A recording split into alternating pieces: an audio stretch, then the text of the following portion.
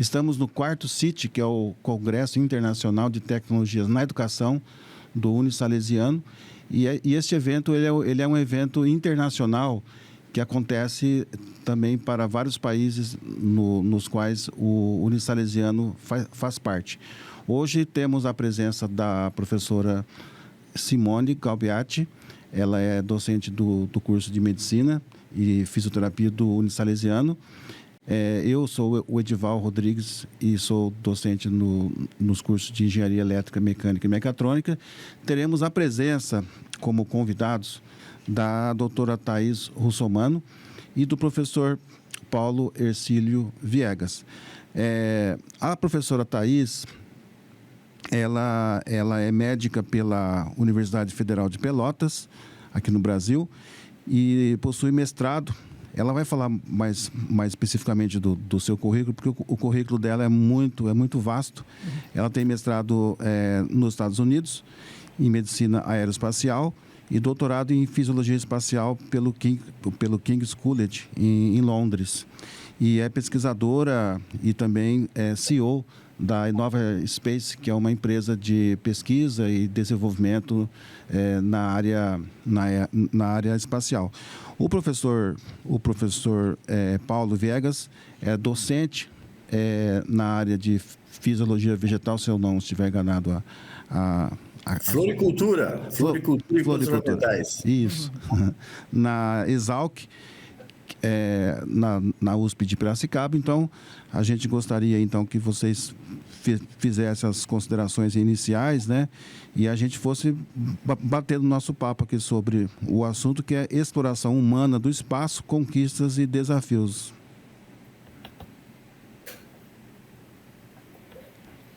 Bom, muito obrigada pelo convite, né? Fico muito feliz de estar aqui, podendo dividir um pouco do meu conhecimento com vocês e com o público que for assistir ao podcast.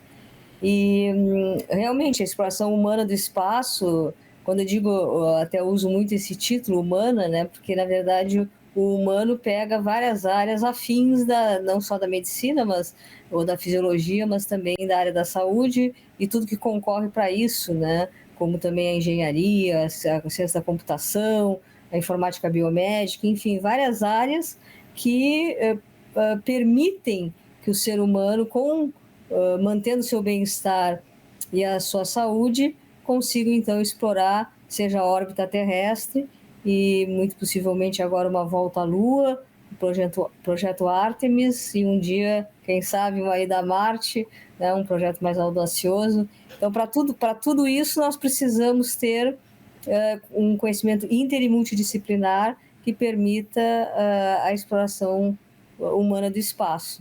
Perfeito. Bom, me perdoe a minha indelicadeza de não ter agradecido ao aceite da doutora Thaís, porque há muitos anos a gente vem perseguindo a sua pessoa, literalmente, do ponto de vista científico. E no ano passado o professor Paulo teve a grata satisfação de conhecê-la também, né? Então, assim, a gente poderia falar sobre o que vocês desenvolvem, o que a doutora Thaís desenvolve, que basicamente envolve não somente a medicina aeroespacial, mas também a medicina espacial, que são duas vertentes um pouco diferentes, mas dentro da mesma área, né? E dentro disso, o que pode ser feito ou o que é feito em termos de pesquisa, envolvendo aí o conceito de microgravidade ou hipogravidade, que é também uma área que o professor Paulo agora está aí se adentrando. Então, eu acho que seria interessante. E aí, dentro disso, nós aqui em Araçatuba temos os cursos de engenharia. Então, como que a gente está interagindo, como que a gente pode interagir com isso, e com a medicina também, que é um curso aqui do Unisalesiano desde 2018. 18, né? Então, o nosso curso começou mesmo o primeiro vestibular em 2018 e aí 2019, primeira turma. Sim.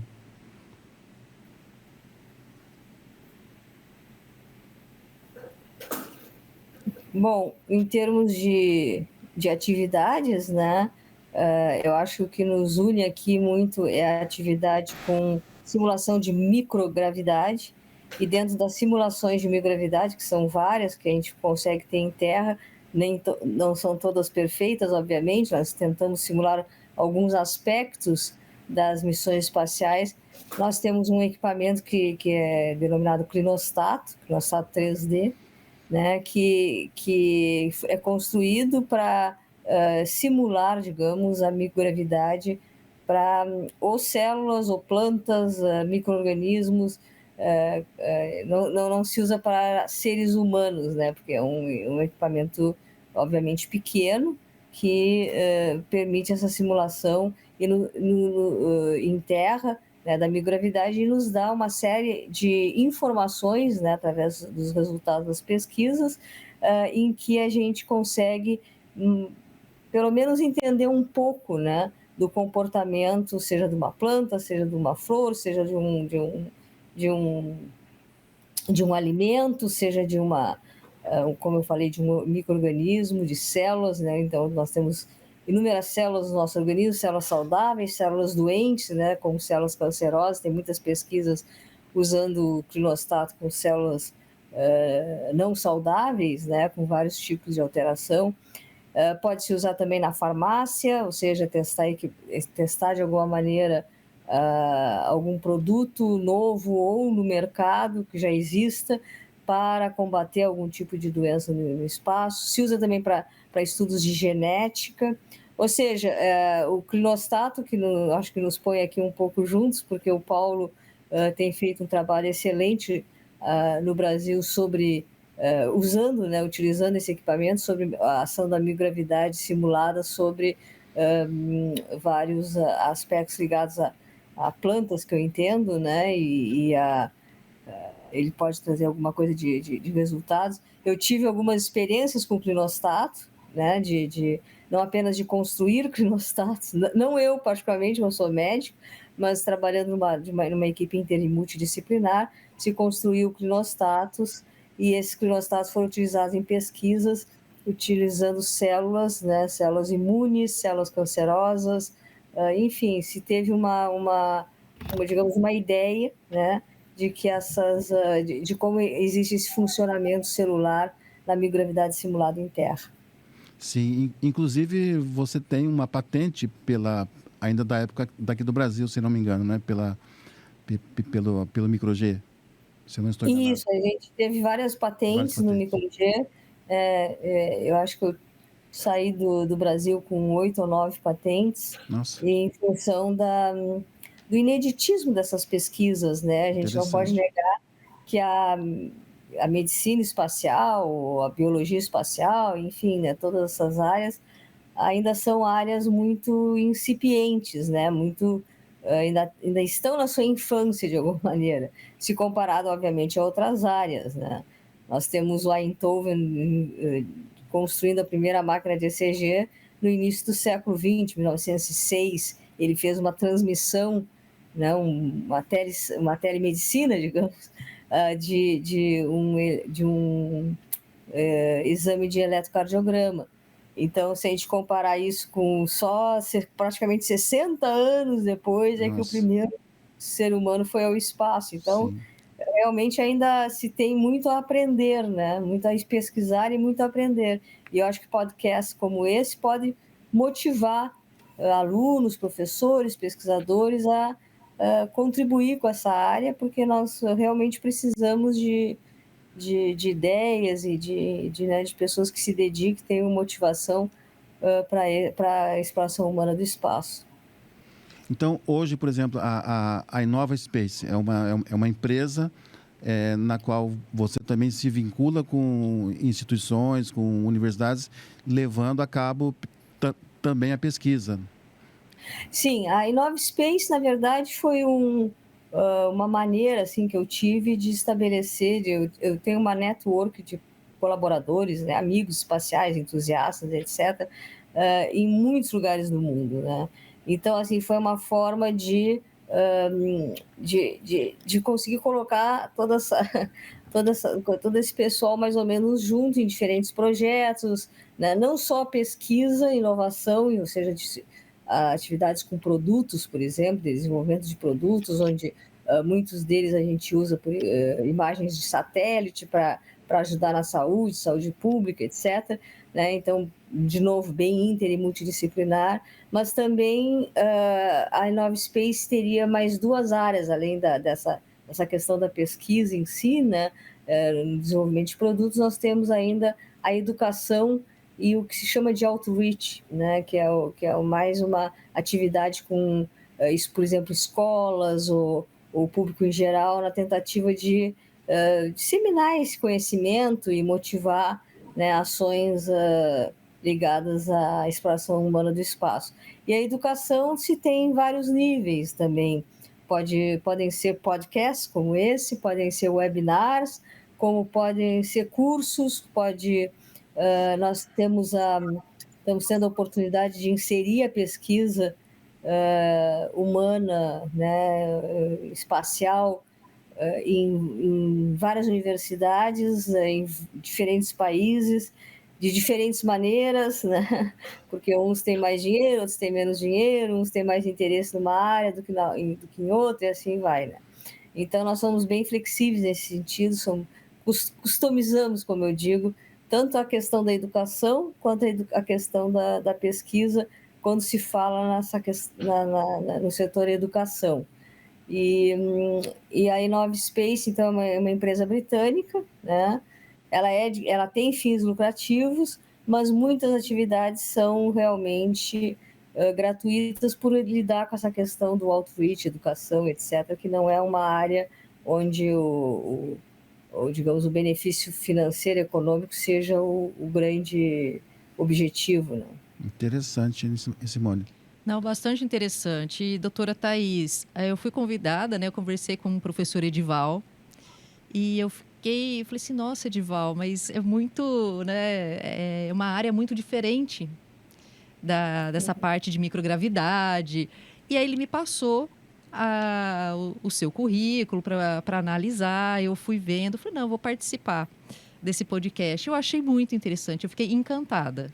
Sinceramente, algumas coisas eu desconhecia, que você comentou em uma apresentação, né, que a pessoa está na Lua e ela vê 16 pôr do sol.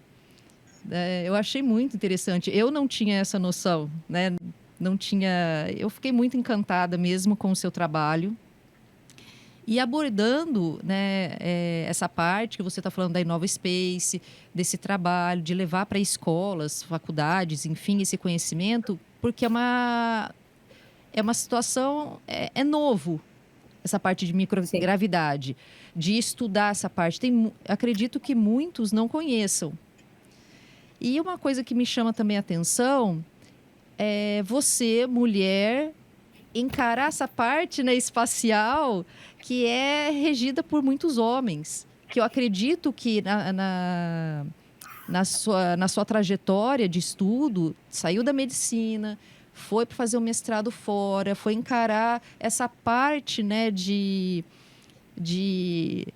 é o mundo masculino, né, da parte espacial, Sim. Microgravidade. Eu acredito que foi bem árdua, mas você insistiu e você chegou onde chegou, né? Então, para comentar, que eu gostaria que você falasse sobre um pouco, né, dessa trajetória, que falou assim, não, eu venci, eu sou mulher, mas eu fui lá, estudei. Tem muitas mulheres procurando essa área espacial. Como você vê hoje, né, em 2024, essa posição das mulheres, né, nessa área? Eu, na verdade, assim, eu comecei com o meu sonho espacial por volta, segundo a minha mãe, que eu não lembro, por volta dos 4 anos de idade, assim, né? E isso foi sempre muito forte dentro de mim. As pessoas dizem, por que tu escolheu essa área? Às vezes até eu brinco, não fui eu que escolhi a área que me escolheu, né? Porque, de repente, era uma fascinação, né? Quando criança, eu tinha um clube de crianças astronômicas, eu tinha lunetas, eu observava os céus, eu lia sobre, né, astronomia todo o tempo. E quando eu me aproximei né, e já mais, obviamente, adolescente, tudo da escolha de uma profissão, foi mais ou menos determinado assim pela minha família, né? Eu preparei vestibular, eu tinha 15 anos, eu era muito jovem. Uhum. E fazer astronomia, astrofísica, era uma coisa muito distante daquele momento, né? No Uhum. no início dos anos 80, digamos. Então eu acabei escolhendo, eu pensei, bom, vou fazer uma profissão que eu gosto também, né, da área da medicina, e vou usar astronomia, astrofísica, etc., como hobby. Não foi a minha surpresa, né, que logo durante a minha faculdade de medicina eu descobri então a medicina espacial, que, como foi bem dito até, na verdade é a medicina aeroespacial. Ela pega a parte aeronáutica, que aí inclui toda a aviação comercial, aviação militar, etc, etc, né? E ainda a parte espacial, que é realmente mais desconhecida. Mas não é uma peculiaridade do Brasil, né? Eu tenho uma experiência internacional muito grande e eu posso afirmar que mesmo nas universidades aqui na Inglaterra, universidades de alto nível aqui na Inglaterra ou em outros países, não possuem a medicina aeroespacial, seja ela aeroespacial aeronáutica, seja ela espacial, até pode ser até menos ainda espacial, dentro do seu currículo. Uhum. Uma das coisas que a gente pode inovar, por exemplo, com você, seria eu dar, sei lá, uma palestra ou 2 palestras ao ano para os alunos de medicina sobre fisiologia aeronáutica, fisiologia Uhum. espacial, né? Porque é uma coisa curiosa, se a gente pensar que o Yuri Gagarin, né, o cosmonauta russo, foi ao espaço em 12 de abril de 61 como o primeiro ser humano a chegar na órbita terrestre. Foi um voo curto de 108 minutos, mas que, né, abriu as portas para tudo que se tem hoje. Uhum. Nós estamos falando de 1961, né? E nós estamos em 2024. E mesmo nesse período, mesmo tendo acumulado muito conhecimento, nós não chegamos, digamos, a absorver, né, essa questão do corpo humano, seja físico, seja emocional, e todas as áreas que concorrem para isso, como eu sempre digo, em relação a ser uma mulher nessa área, né, Uhum.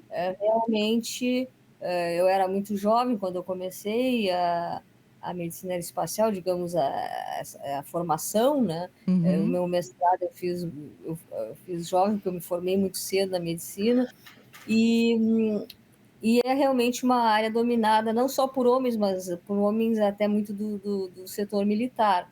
Então, eu, como mulher latina, jovem, civil, certamente não era a bola da vez, né? Obviamente, países mais envolvidos na exploração humana do espaço, como a própria Rússia, os Estados Unidos, né, vários países da Europa, sempre também com essa visão bastante masculina. Se a gente pegar os 640, digamos, mais ou menos, astronautas que existem hoje, 12% apenas são mulheres. Se a Nossa. gente colocar na linha do tempo, a primeira mulher foi ao espaço praticamente logo depois do Gagarin. Foi a Valentina Tereshkova, que foi em 16 de junho de 1963. Né? Mas a primeira mulher americana foi em 1983, ou seja, 20 anos depois. Né? 20 Então, nós temos anos. aí toda uma construção do conhecimento das missões, enfim, que são voltadas para o ser humano, para o homem.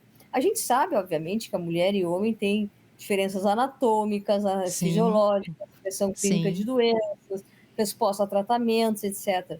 E nós temos hoje acumulados um conhecimento que é voltado para o setor, para os homens, né? Uhum. É uma fisiologia ou uma medicina espacial, digamos, entre aspas, masculina nesse sentido, que a gente tem Sim. muito menos informação sobre as mulheres, né? Isso para mim não foi um empecilho, né? Bom, tanto é que fiz a minha carreira nessa área. Uhum. Então, eu imagino que as meninas, as jovens que estejam começando agora, que tenham esse sonho espacial, realmente tem que ter uma determinação extra e uma dedicação extra, porque ainda assim, Sim. ainda estamos num segundo nível, né? Uhum. Melhorando, claro, né? E já existe um olhar das agências espaciais, até do próprio setor privado, para a mulher, mas nós chegamos nisso com um déficit muito grande. Sim. Então, é preciso que se tenha um pouco mais de dedicação, talvez mais estudo, mais, enfim, mais Mais empenho mesmo, né?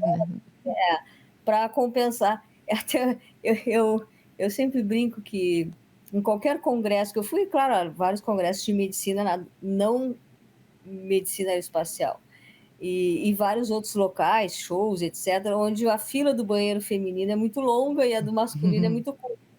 Num congresso de medicina aeroespacial, ironicamente, até a fila feminina nem existe, e a fila masculina é muito longa, então eu passo pelos boys, né, e vou ao toalete e eles seguem na fila, né, fico pensando, agora vocês sabem O que é ficar na fila do banheiro. Então, acontecem essas coisas que são, acho que, retratos, assim, de como ainda é determinada a história, né, o momento da ciência espacial nessa questão da exploração. Se a gente pegar as grandes empresas do setor privado espacial, os CEOs, né, são homens. Se a gente pegar a história da NASA, por exemplo, todos os administradores foram homens. Homens.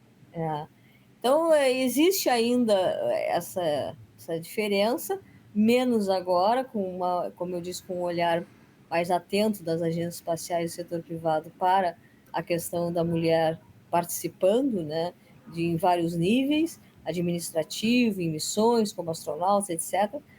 Mas a menina, a jovem, a profissional mulher que queira se dedicar a essa área, tem que ter também esse entendimento e saber que vai, não necessariamente sofrer discriminação, né?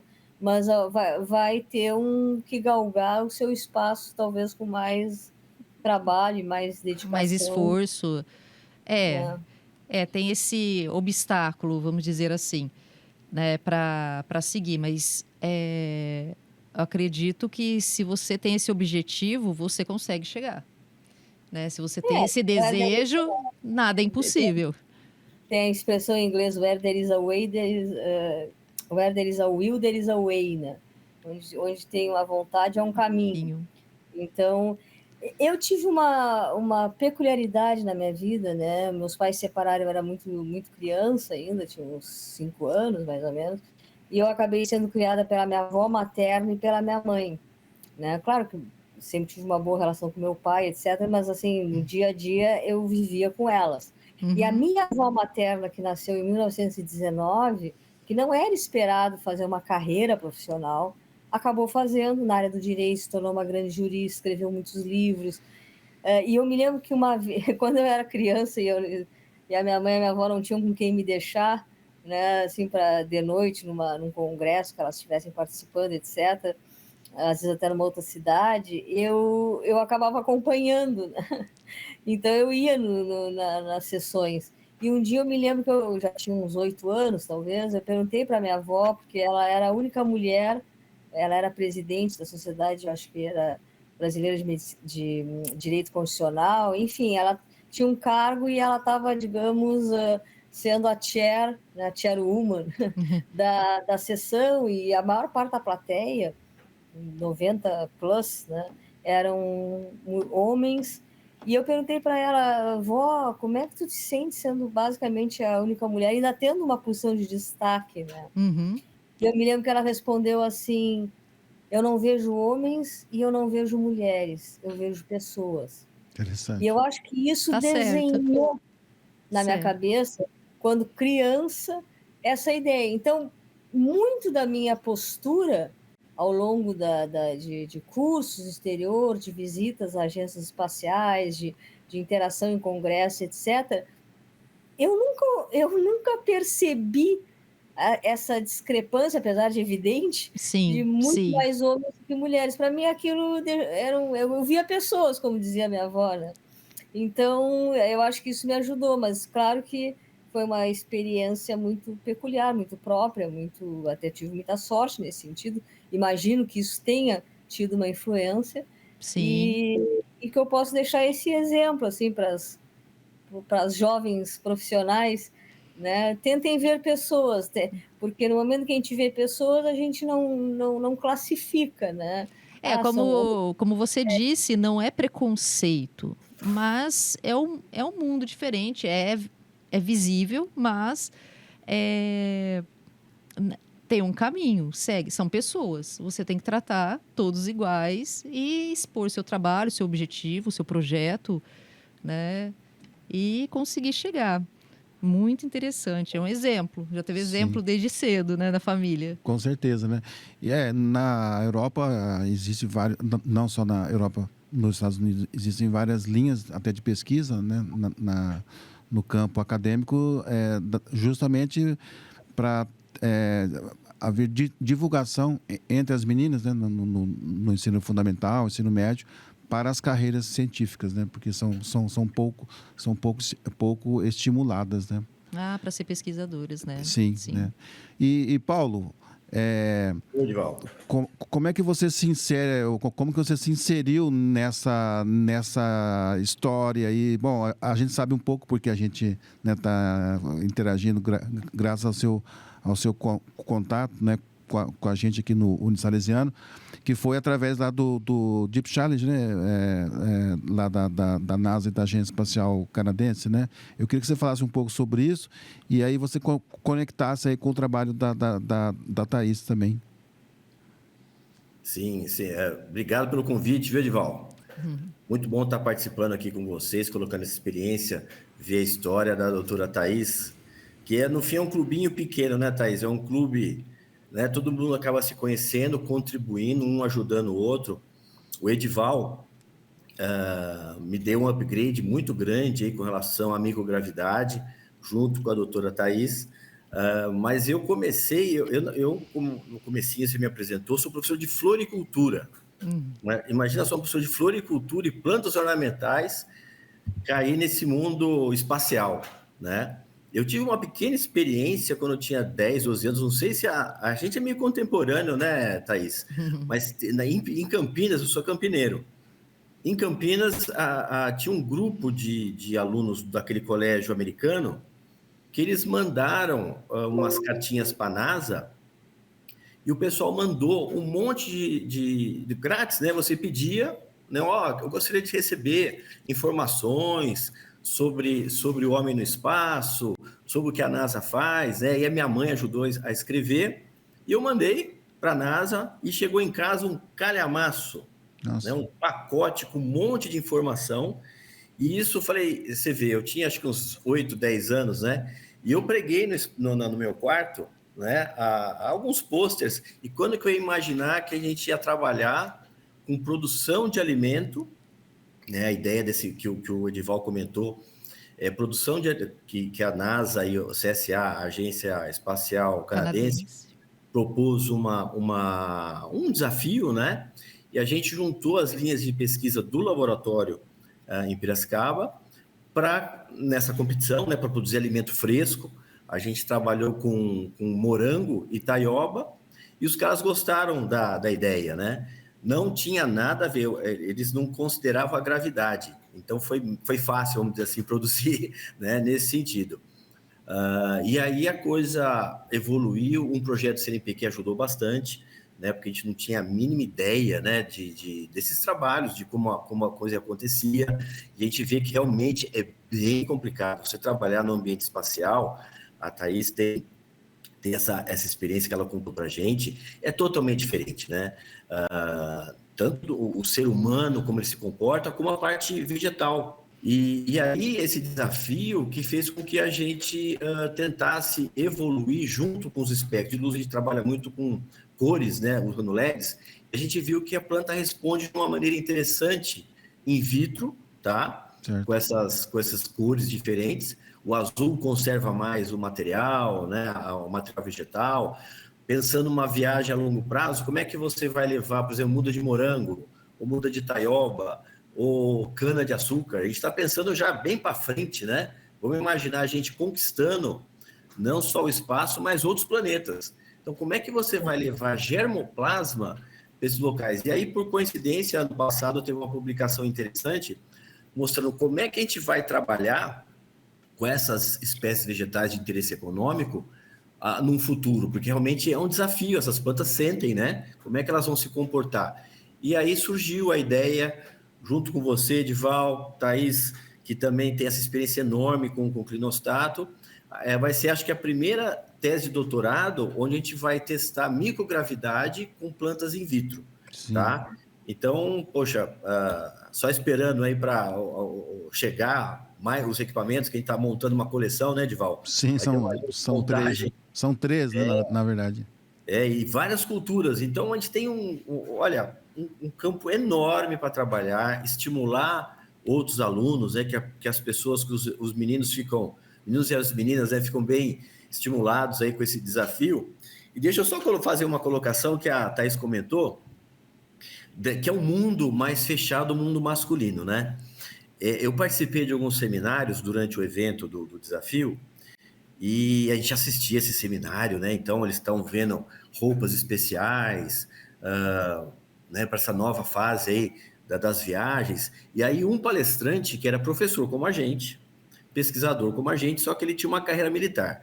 E na apresentação dele, ele era sniper condecorado. Nossa. Eu fiquei pensando, como é que o cara, né, sniper condecorado, ele deve ter, né, alguém ele acertou ali para ser condecorado. Então, é um mundo muito distante da gente. Que interessante isso. Muito interessante. Como civil, a gente não tem noção. E a gente encontra muito, né, Thaís? Eu acho que na Europa também. Né? Lembra aquela apresentação? A gente teve uma apresentação na Itália, do ILA, né? Isso. E a colega minha do lado era uma médica da OTAN. Puxa. Essa figura da medicina espacial é muito voltada à parte militar, né? E eu acredito que tem a ver com o segredo militar também, né? Então, tem alguns conhecimentos ali de fisiologia que as pessoas acham que ficam bem quietinhas, né? Como é que... É um conhecimento que muitas vezes você não pode divulgar, né? Então, você vê como tem a gente entra num mundo diferente. Sim. Né? E entra num lobby diferente, né? Um lobby também, né? Eu sei que, por exemplo, o Miguel Nicoleles, né, o médico aí, o nosso neurocientista, ele foi convidado várias vezes pela DARPA, a agência militar lá, americana, para desenvolver os exoesqueletos para uso militar. Mas ele parece que recusou, não quis entrar nessa, por algum motivo, que eu não sei qual. Que a gente imagina qual, acredito, né? Que nem ele vai falar. Né? Mas então, peraí, vamos ver se a gente entende, porque nós estamos aqui mais na Terra, no sentido pragmático, né? Se produz, uma pergunta para a Thaís, né? A fisiologia, entre aspas, né, do corpo humano, por exemplo, na Estação Internacional Espacial, ela reage diferente com relação a qualquer tipo de alimento. Eu imagino que, né, todo o funcionamento biológico deva ser diferente. Então, ingestão de carboidrato, gorduras, né? Como que o corpo reage a isso? Deve haver uma diferença de comportamento, entre aspas, bioquímico nas células. Não, até assim, a gente tem que pensar desde digamos, da ingestão da medicação, perdão, do alimento, né? Também podia ser uma medicação, mas, né? Porque até teve um astronauta que é uma das, digamos, das atividades que ele tinha que exercer, isso lá no início, nos anos 60, era engolir um pedaço de pão. Nossa. Porque, na verdade, exatamente a peristalse, né, esse movimento de levar o alimento, né, da boca até o intestino e por diante, assim por diante, ele depende dessa contração, mas contração da musculatura, né, própria do sistema gastrointestinal. Sim. Mas se não sabia bem qual era o efeito da própria gravidade nisso, né? Porque a gente tende a comer ou sentado ou em pé. Então, a gente está facilitando, né? A ação da gravidade. Mas ainda tem outras coisas, né? No estômago, por exemplo, tanto o alimento quanto a medicação ficam flutuando dentro do estômago. Aqui na Terra se acumula perto do piloro, né? Que na verdade vai fazer essa união do estômago com o intestino. E na microgravidade aquilo fica meio que flutuando, né? Não tem esse mesmo drive, né? De chegar, né, nessa área do estômago. A própria absorção depois, né, dos alimentos no intestino, etc., ou de medicações, também pode estar alterada ou ficar afetada por essa questão de flutuar dentro da alça intestinal e não ficar muito próxima às células, né, às paredes intestinais que vão permitir que as células, então, absorvam nutrientes, etc. E aí tem todo o metabolismo, tem o metabolismo do fígado que é afetado, etc. Isso, digamos, na parte da fisiologia, né?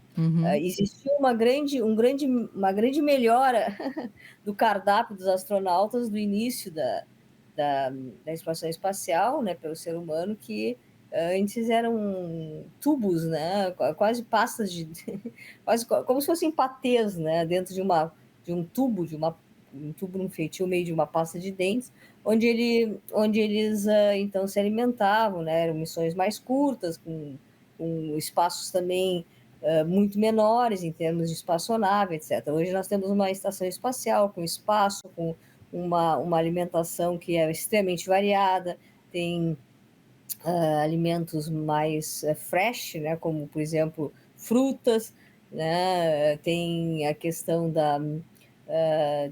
de alimentos que são termoestabilizados ou tem que ser reidratados para ser colocado, digamos, no micro-ondas para poder se alimentar, etc.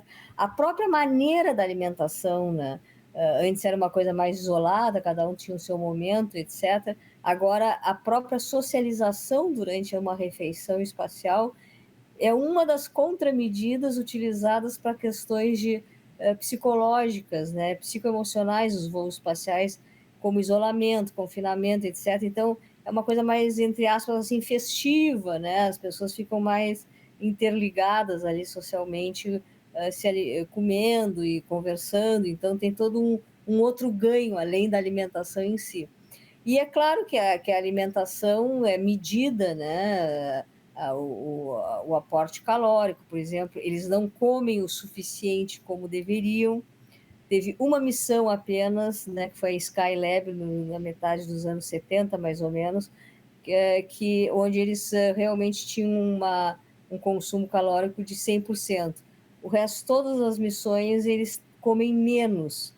E aí tem coisas, claro, que vão sendo medidas por cada missão, o consumo de proteínas, por exemplo, o de cálcio, né, porque se existe uma perda óssea muito grande, o uso da alimentação junto com suplemento vitamínico, no caso a vitamina D, 800 unidades internacionais por dia, associada ao exercício para tentar manter um pouco, digamos, a massa óssea.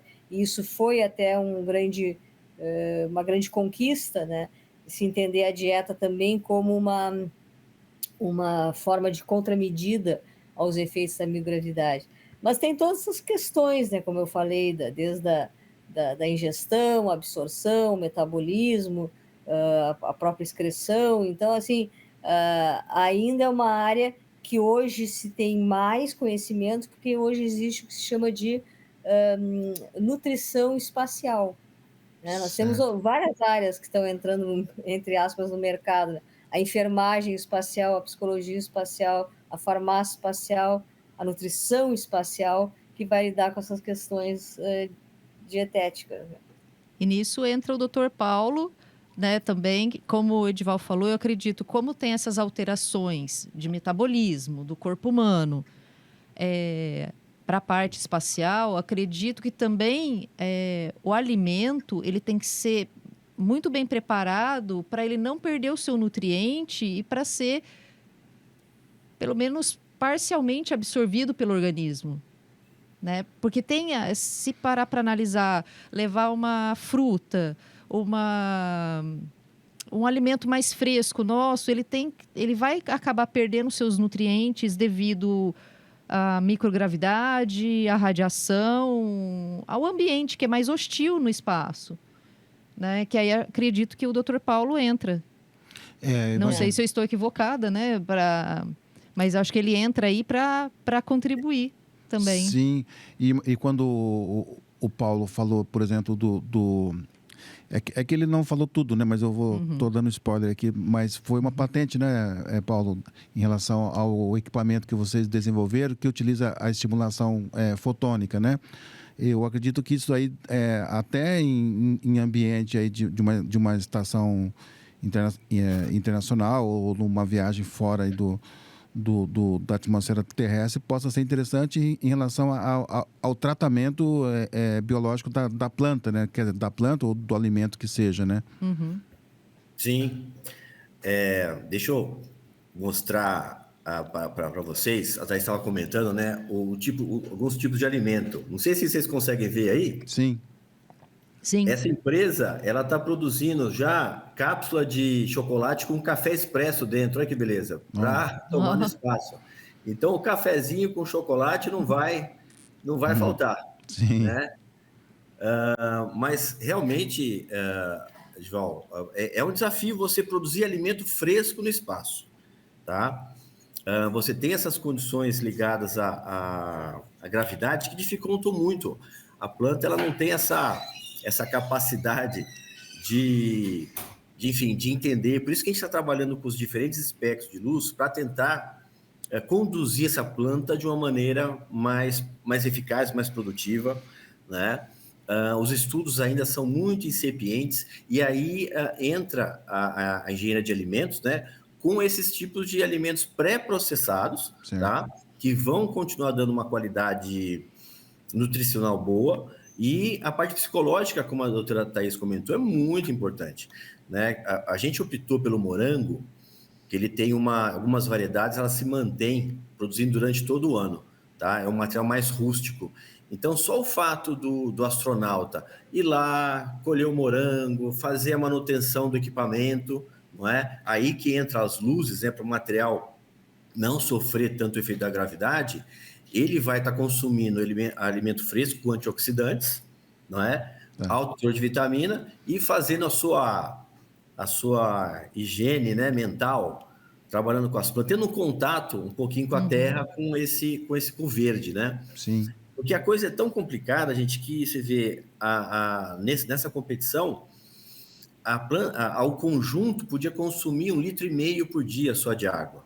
Ah, sim. É muito restrito, não é? Então, a gente fala, né? Então, vai para a missão, vai viajar para o espaço, tá? E aí você não tem um posto de Ipiranga no meio do caminho para parar, né? Sim. Então, tem que ser tudo muito bem organizado, muito bem planejado, para que você consiga atingir essa meta, né? Mas tem um passo seguinte que talvez seja produção em Marte, né? Então tem as cavernas de Marte, é uma novidade que o pessoal está explorando, a produção em jardim vertical. Essa experiência nossa com jardim vertical na escola, que a gente consegue, teoricamente, a gente consegue produzir qualquer cultura. A gente vai começar a produzir grão de bico, vai começar a produzir batata doce, né? E uma condição em ambiente extremo. Certo. Talvez essa tecnologia a gente levar para essas cavernas, nessa condição, e aí sim colonizar, fazer uma pré-colonização nesses planetas, e de lá começar, né, a outra fase, colonizando outros planetas, né? É um tijolinho que a gente vai colocando, né, Thaís? Né, Dival? É um pedacinho Certamente. indo para... Eu acho que, assim, eu só tenho a parabenizar, Paula, pela tuas pesquisas, não só a ti, o teu grupo, né? Mas, assim, uma das coisas que a gente poderia até, deixo um desafio aqui para o Unisalesiano, né? É promover, digamos, um seminário, pode ser um simpósio, não sei, uma manhã de sábado ou um dia inteiro, né? Eu tenho uma network grande, como eu disse, inclusive Sim. de brasileiros, então, assim, não, a língua não seria uma problema. limitação. E a gente catapultar, assim, algumas coisas educacionais, tentando até essa visão mais interdisciplinar, como eu falei, da farmácia, da enfermagem, da psicologia, etc., trazendo a pesquisa do Paulo como até um exemplo de uma coisa sendo realizada no Brasil. Eu posso também Sim. convidar alguém para falar de uma outra pesquisa que possa estar sendo feita. Sim. Até, eu acho que o que eu mais tento hoje em dia é popularizar, disseminar o conhecimento da medicina espacial. Quando eu digo medicina, por favor, me entendam essa visão bem multidisciplinar. Mas, assim, eu trabalho com países como El Salvador, como Filipinas, como Zimbábue, que são países, né, entre outros, que não se pensa, né, não se liga esses países à exploração espacial. Sim. Né? Ainda está confinada a um grupo de países muito pequenos, aquilo que nós estávamos falando, a homens, militares, né? E ainda assim, dentro de um nicho de países, né, europeus, americanos. Claro que agora a China está entrando com mais força, com a sua própria estação espacial. A Índia, vai ser o quarto país a enviar seres humanos para o espaço.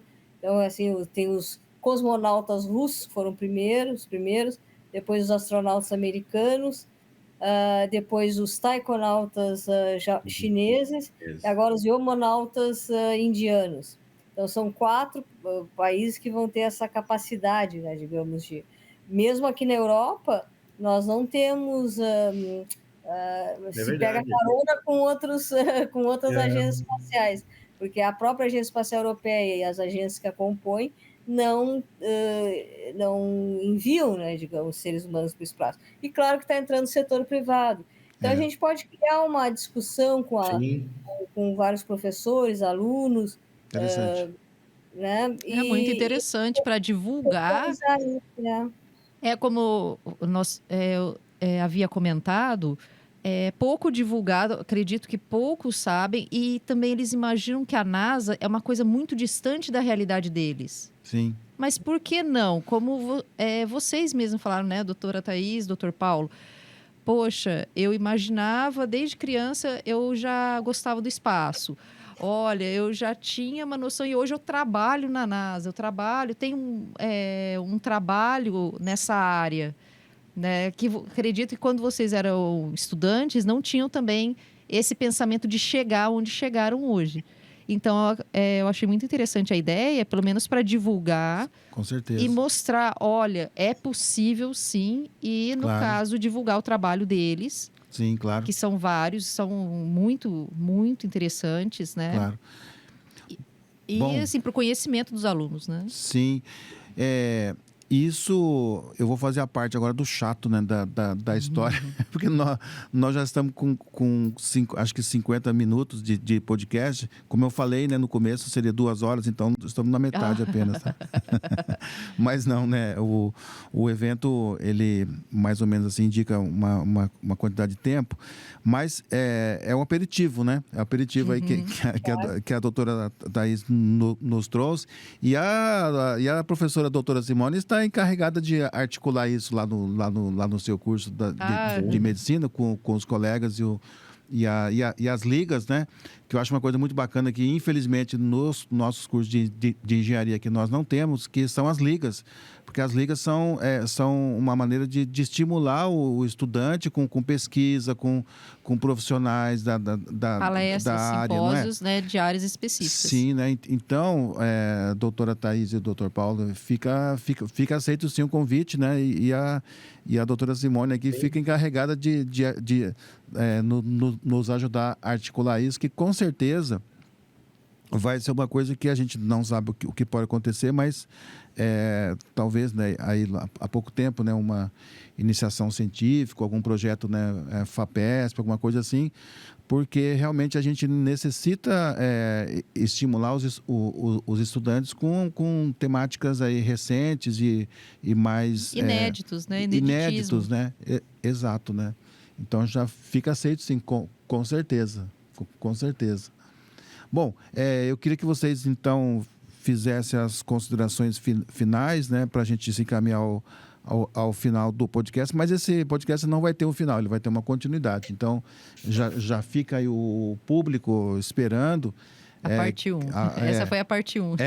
Que a gente com certeza vai dar continuidade a isso, né? Então, eu queria que vocês fizessem aí as considerações e já obviamente, agradecendo a grande doação, né? A disponibilidade de tempo de vocês para trazer aqui abrir um espaço na agenda para poder conversar conosco e mostrar, apresentar o trabalho de vocês, que é muito importante. É muito importante e é o futuro, é o que está na frente. Exatamente.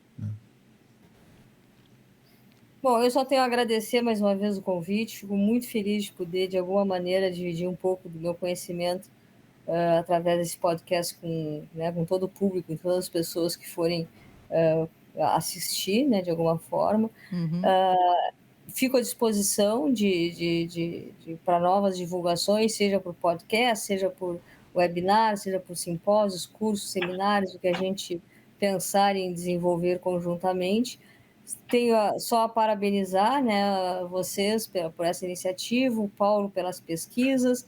Acho que são passos extremamente importantes. O Brasil pode se tornar, olha que não é fácil hoje em dia ter uma área de tanto destaque, né, científica e tecnológica, como a ciência espacial, onde ainda existe esse vácuo, né? Verdade. Então nós temos essa possibilidade de nos tornarmos uma referência nesse sentido. Mesmo eu estando fora do Brasil, teria maior interesse e disponibilidade em participar disso. Exatamente. Obrigado mesmo. Nossa, nós que agradecemos. Nossa, muito obrigado. Paulo? Maravilha. Eu também o mesmo agradeço o convite. Essa ideia que vocês tiveram, né, desse tema foi muito promissor, né, para a gente divulgar. E vocês podem ter certeza, quando tiverem as primeiras plantinhas, né, Thaís, né, Edival? Sim. Aparecerem aí pelo clinostato, o efeito da microgravidade aí no clinostato, a gente faz uma outra dessa aí, uma outra chamada dessa. Com certeza. Opa. Obrigado mesmo, Paulo.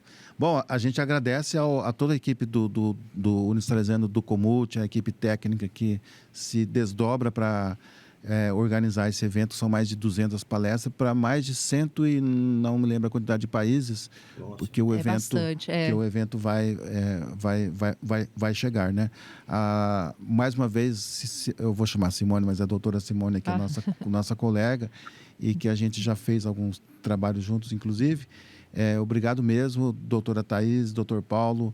E, Simone, muito obrigado mesmo. Obrigada mesmo. Obrigado. E ao público, sempre esperando aí palestras e podcasts interessantes no CIT. Fiquem atentos que na data de outubro, o evento já vai estar aí disponível com as palestras de abertura, e todos os podcasts e palestras aí, ficam disponíveis no site do Unisalesiano. Sim. Muito obrigado. Obrigada. Um grande abraço. Tchau, pessoal. Tchau, obrigada. Tchau, obrigado. Tchau, valeu. Abraço. Obrigado. Tchau, um abraço. tchau. Obrigado.